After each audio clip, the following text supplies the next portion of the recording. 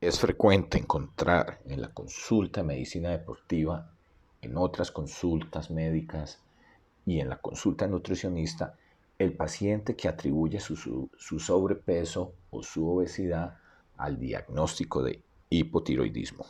Les recuerdo que soy médico especialista en medicina deportiva y en este video voy a profundizar sobre la relación que existe del hipotiroidismo y la acumulación de grasa corporal llevando al sobrepeso o a la obesidad. Cuando observamos la glándula tiroides encontramos dos lóbulos unidos por una zona más estrecha conocida como el istmo. En el cuerpo la encontramos localizada en la parte inferior y anterior del cuello. En el examen físico realizado en la consulta hacemos palpación del cuello y es posible identificar un incremento en el tamaño de la glándula tiroides como también irregularidades en su superficie. Pero estos hallazgos deben confirmarse a través de una ecografía de la glándula tiroides y además deben practicarse exámenes de sangre para evaluar el funcionamiento de la glándula tiroides. Las hormonas que se producen en la glándula tiroides son importantes para el metabolismo de todos nuestros órganos y dentro de esto para la utilización de los alimentos, de la energía que ingresa a través de ellos a nuestro organismo. Igualmente debemos mencionar que cumple un papel muy importante en la regulación de la temperatura corporal y en el funcionamiento del cerebro, del corazón, de los músculos y del resto de órganos. Sobre la pregunta que nos interesa para el video, de si es cierto que el hipotiroidismo es la causa del sobrepeso y la obesidad, se han realizado diferentes estudios en los cuales han comparado personas con hipotiroidismo que no estaban en tratamiento con grupos controles de características similares.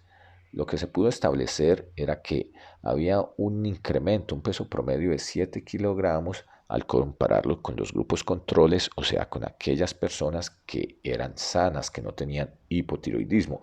Pero se les practicó un examen que es el DEXA. Este examen permite establecer la composición corporal y definir qué porcentaje es grasa, qué porcentaje es agua, músculo y vísceras. Lo que mostró este examen era que el incremento promedio de 7 kilogramos pues era principalmente a expensas de agua por acumulación que se daba en el paciente con hipotiroidismo que no había estado en tratamiento y no por acumulación de grasa como afirman los pacientes y se ha creído. Entonces, cuando hablamos de un paciente que esté en obesidad, estamos hablando de acumulación de grasa. Y como han mostrado estos estudios, pues el peso promedio ha sido de 7 kilogramos, lo cual realmente no da para hablar de que sea la causa de un paciente obeso. ¿Por qué? Porque ya pues se los acabo de mencionar, ese acúmulo de peso que lleva a un índice de masa corporal por encima de 30 pues no es generado por grasa como se creía, sino una vez más por acumulación de líquido. Y la conclusión de los estudios ha sido que el incremento en el peso corporal atribuido a este aumento en los líquidos, pues se debía a un hipotiroidismo que estaba mal controlado y que en muchos casos aún no se había diagnosticado y no se había iniciado la terapia farmacológica.